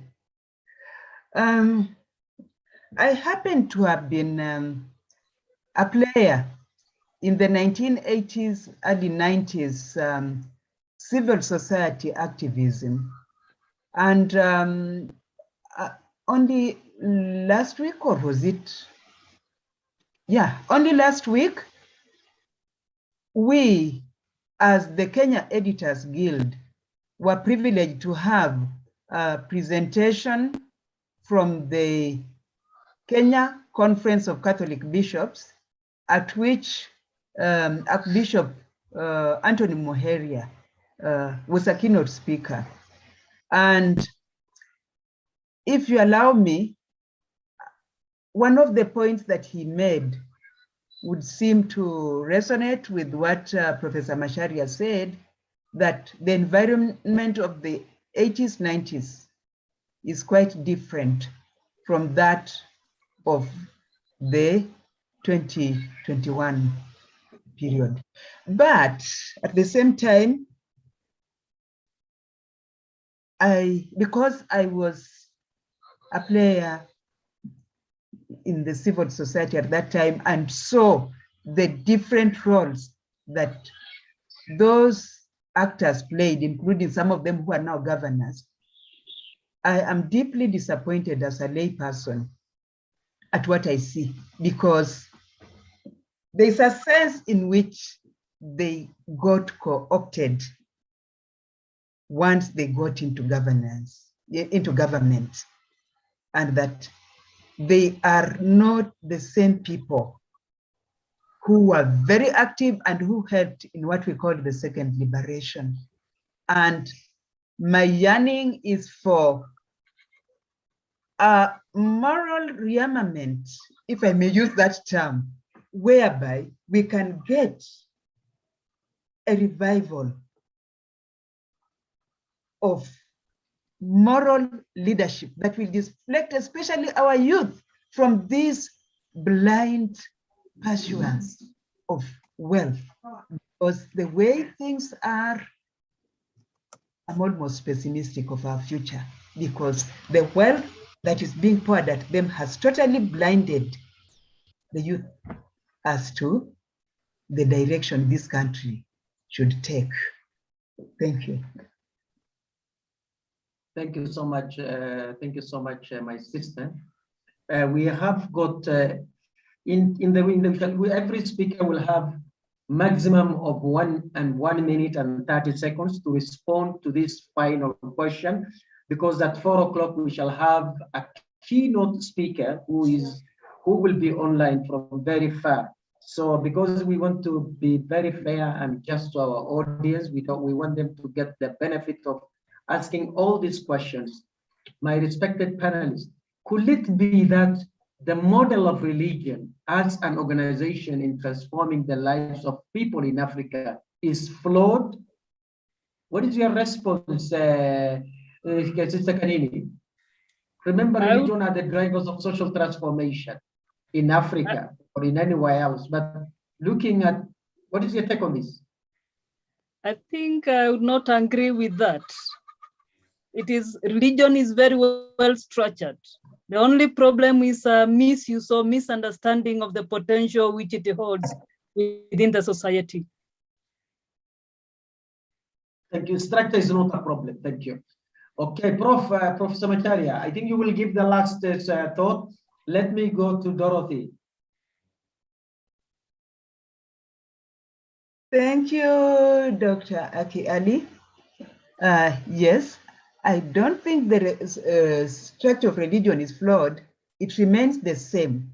It's only the actors, I think, who may not be towing the line of what they got, because as far as I'm concerned, the basic tenets into which we were immersed in the respective religions we are in through catechism, for instance, remain, and they continue to be refined. So what is the problem? Is it lack of continuous education? And is it that there's no time, for instance,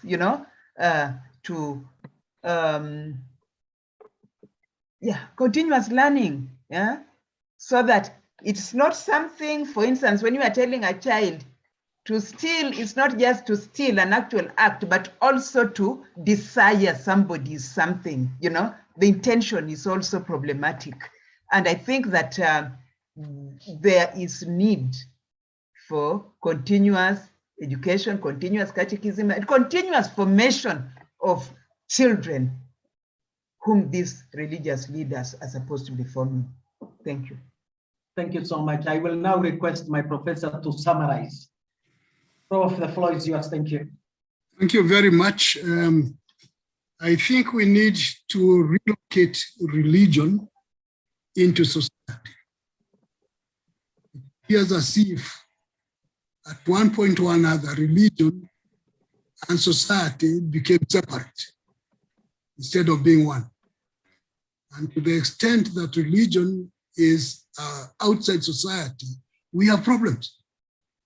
So we relocate religion into various societies in Africa so that they have a bearing to guide the proper behavior and be believed by the particular people.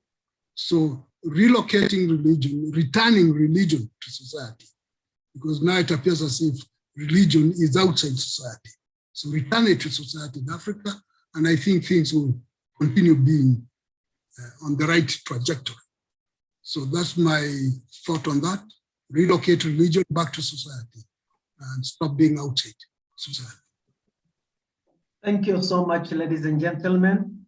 I want to take this opportunity to, as a takeaway point from here, I will be requesting we need to do further research between this conference and the next TACSPA 5th conference to discuss the issue of how to address the problem of earlier electioneering process.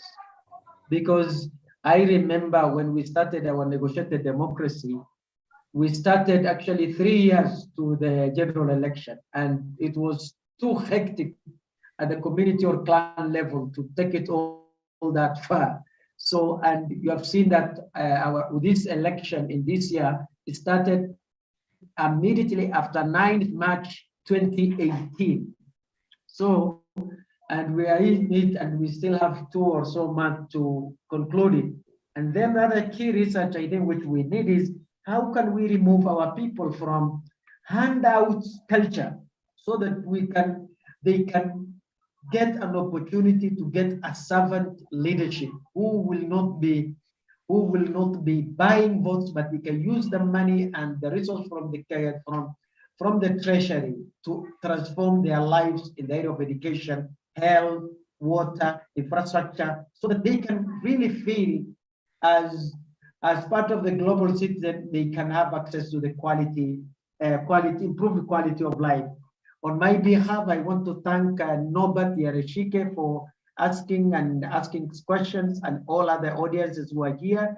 And I want to thank each and every one of my panelists, Professor Munene, Sister Dorothy, Sister Elizabeth. You did great job. May God bless you with more knowledge and more wisdom, and may God help you to finish your PhDs so that when come next year, we shall be proud and we shall be celebrating with you in that particular gathering.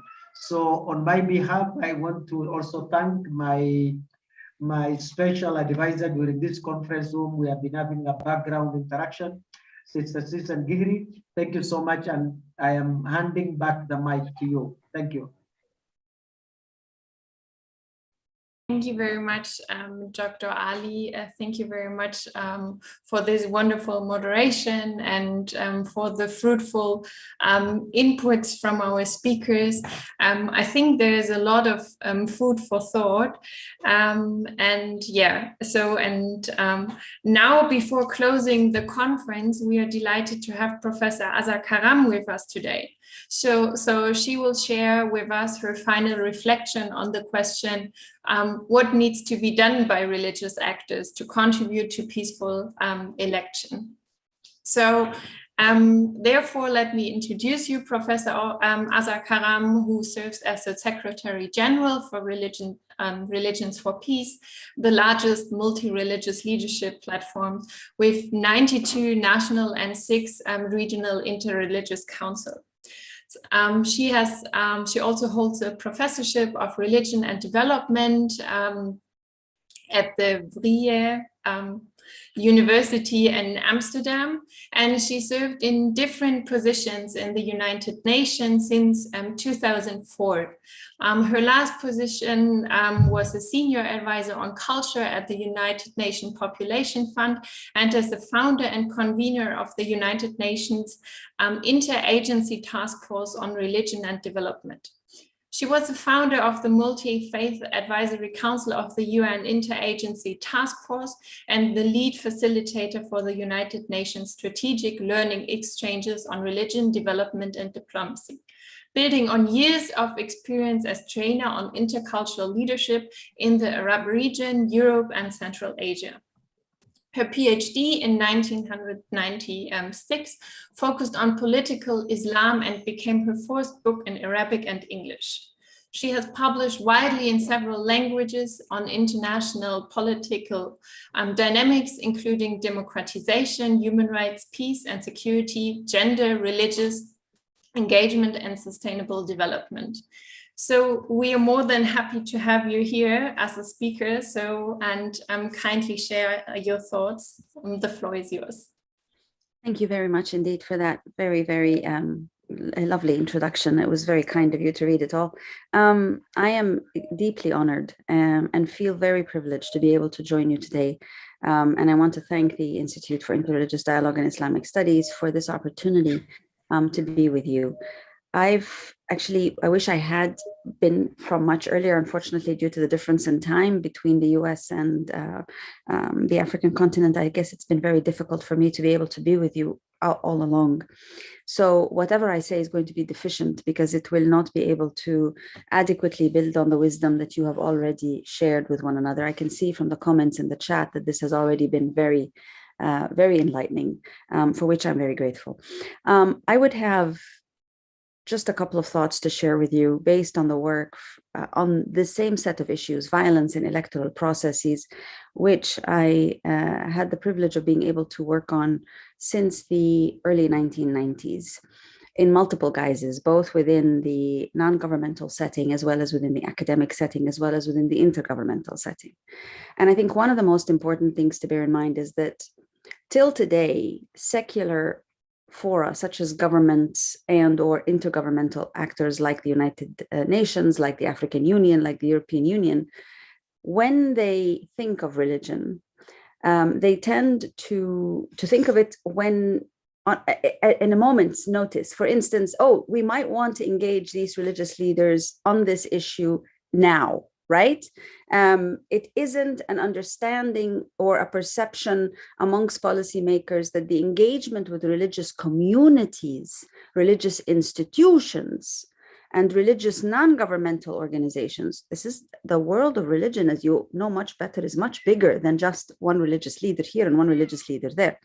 But unfortunately, the habit of governmental and intergovernmental entities is to think of how to use religious leaders at a particular moment in time, as opposed to an understanding and a practice which engages them, the religious leaders, religious institutions, religious NGOs, religious communities, from the very beginning of the acts of governance, from the very beginning of the accountability of governance. So because the engagement with religious actors tends to be ad hoc, as opposed to a sustained, systematic engagement with religious communities, which requires an acknowledgement of religious communities, which requires an understanding not only of who these institutions, what these institutions, religious institutions are, but also an understanding and a mapping that is learned on how these communities are interacting with each other.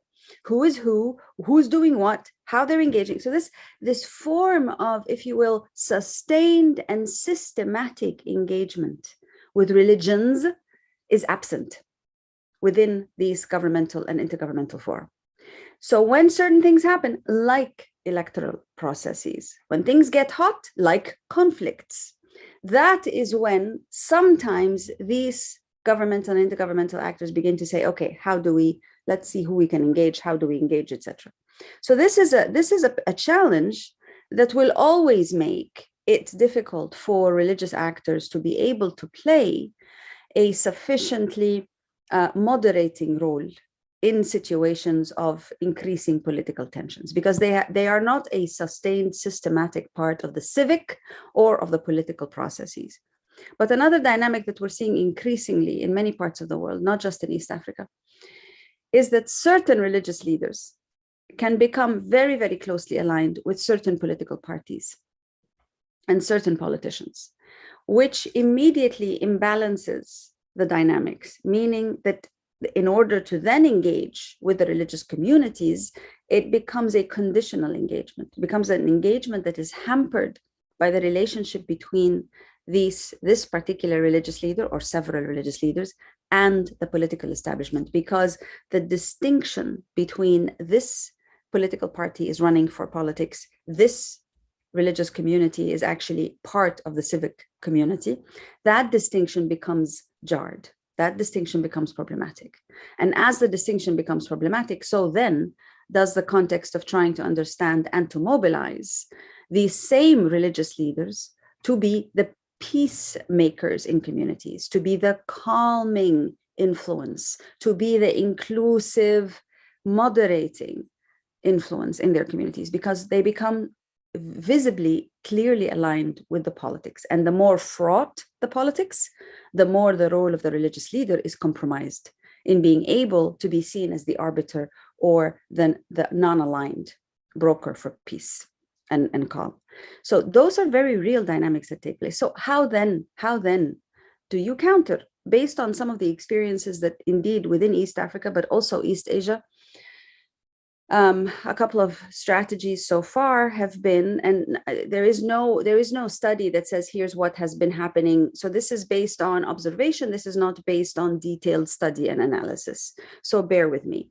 Two particular stratagems that have been suggested to date, particularly by political scientists who study electoral dynamics. One strategy is obviously, since it is difficult for governments, or rather since governments in particular have a tendency to use or instrumentalize religious actors, then it becomes very important to try for the different religious actors who form interreligious spaces, multi-religious platforms, to position themselves systematically and for as long as possible, indeed as the sites which are the conscience of the politicians, but not the agents of the politicians. So the value added here is of the multi-religious platforms that bring together the different representatives of the different religious communities and the broader civil society to act not so much as brokers of the political processes, but as the conscience of all the different political actors. And I think that is a very critical role. It gets played differently. It's an extremely challenging role for many religious leaders, because many religious leaders, as I said, many religious leaders have clear political affiliations and preferences. But these multi-religious platforms tend to moderate the, if you will, the attractiveness of being affiliated to any one political party or any one political agenda. The multi-religious platforms act as mediating influences. And I think the value added of those platforms should be something that would be helpful for all of us to be much more learned about as we go forward. The other, of course, is the presentation of the systematic successes that religious leaders and religious communities have been able to achieve in keeping things calm and straight, and being able to present these on a systematic basis to governance mechanisms so that it becomes a known entity. It becomes known that these multi-religious platforms have this role to play, and even in terms of electoral observation, they can have a much more productive role to play, because those are the ones who are the peacemakers in the particular context, the ones who calm, the ones who moderate, and the ones who stay away from the political polarization. To be able to identify them, to be able to know how they work, and to be able to work with them systematically, including in the processes of determining how electoral observation will take place, and the responsibilities that will be allocated thereto. Those are some of the ideas that I wanted to share with you. Thank you very much for the opportunity to be with you here today.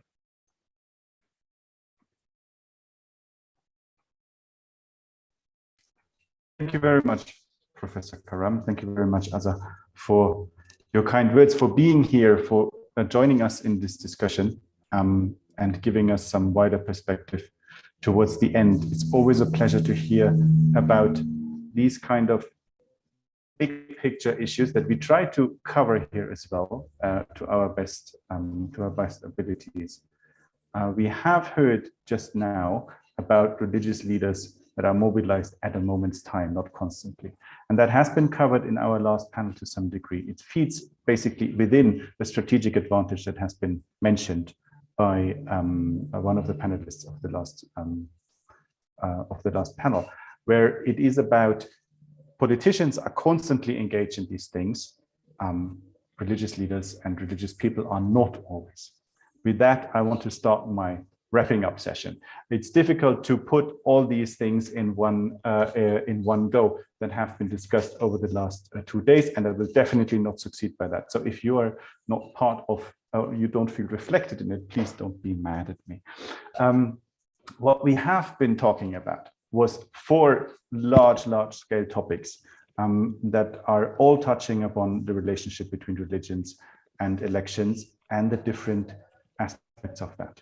We came across commercialization of religion, politicization of religion, ethnicization of religion, and marginalization of and by religions to certain groups.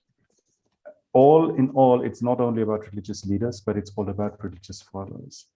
What we've heard today about what is very important in that context, omission of action is a sin or is a crime. So are our religious leaders active enough in these electoral situations? Are they acting in good faith, as you want to say? We have heard a lot in the first session about the history of ambivalence of religions and elections, especially here in Kenya, but also beyond. I think it is extremely important and cannot be underestimated that there are certain religious leaders that are politically savvy and others are not.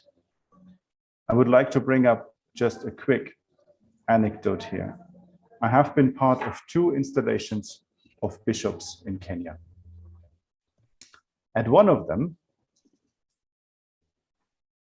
I'm just trying not to make it too visible who I'm talking about. At one of those, cars were donated to the newly installed bishop. The bishop took them, thanked politely, took the cars, and it wasn't discussed any further. The next day, the image was there that the bishop was already in the pocket of certain politicians. It was absolutely clear to Kenyans what we are talking about here. Second bishop's installation, same scenario. Bishop is installed, bishop gets cars, new cars, expensive cars. This bishop handled it differently. This bishop publicly blessed the cars and gave the cars away to certain commissions within his diocese, immediately making clear that these cars are not to be used by himself, not being sold by himself, not being kept by himself, but being put to use publicly in front of thousands of people. These type of installations are at a football stadium in Kenya. So it's a massive thing. And immediately people understood, all right, this bishop is politically savvy. He understands what kind of a poisoned gift that is. So we need to train our religious leaders of all denominations and religions, to be fair. We need to train them on how to avoid these kind of things, how to avoid these impressions of being in the pocket. Whether they then actually are or not doesn't even matter at this point. Yeah? It's the public perception that counts. And especially when it comes to elections, you want to have religious leaders that are trusted voices and not being considered in someone's pocket. We have come across the notion that times have changed a little bit in terms of freedom of expression in the region. While that might be true in Kenya, it's not true in the other countries of the region. We wanted to make this conference a lot more regional. We wanted to have a lot more speakers from neighboring countries of Kenya. And in general, it has been a lot more difficult for them to speak up. So please, those ones who are in the position, the professors, the academics, the religious leaders that have been part of this, we need to give a forum to those voices that are having a lot more difficulties in being heard. We've come across this very strongly in the running up to this conference. We had speakers that were not free to talk, and we've had speakers that were not able to talk because they had to run. And this is frightening, to be fair. And this is a frightening aspect of our work, that we see we are touching up on issues that are not easy to be talked about. At the same time, as I have said in the run-up in my first input to the conference, we've struggled ourselves. Because of our title, because of touching upon elections, because of talking about violence and peace around elections, we have not been able to boost our social media posts. It was just filtered out. It's impossible. And that even happened now with our live stream. During the conference, all of a sudden it said, oh, your live stream is considered not appropriate because we're talking about elections and we're talking about these implications. So I'm at this point extremely proud that we had people here that were talking openly, talking freely, without any filters. And I think this is the role that we at IRDIS want to play. We want to give voices to those people that want to speak up, but we want to also provide platforms, safe platforms as much as we can for people that struggle with speaking up. So one of the questions for us as organizing team will be, do we have to organize something that is not public in the future as well, to allow for exchanges that are not only for the Kenyan public, but also for our surrounding neighbors. On that note, and on that wrap up, I would like to thank a couple of people here. I would like to thank the Tangaza team that is handling stuff behind the scenes, the IRDIS team that is handling stuff behind the scenes, the IST team, the Institute for Social Transformation, our partners here within Tangaza, that were fully supportive with their lecturers and with their full support in all aspects. I would like to thank all the speakers, moderators, and the participants from all over the world. And I would like to remind you one last time to do the evaluation for us. I think that would be great if we can learn how to get better, and the evaluation is the best way of letting us know what did you like, what did you not like about this conference. Yes, thank you for sharing that one again. There will be the conference link, yes, here it is, the evaluation link here. One more thing I have to do. I have to ask all of the speakers to quickly be in the picture, because we want to take a screenshot of that. The obligatory group picture is not always easy. So Dorothy, Professor Macharia, Ali, please come into the picture. I'm not sure who is manning currently the IRDIS account, which is mostly the technical team. Also, if you are there, come into the picture. We will, Mika, there you are. Thank God. We will take a little picture to have that one sorted. Let me see.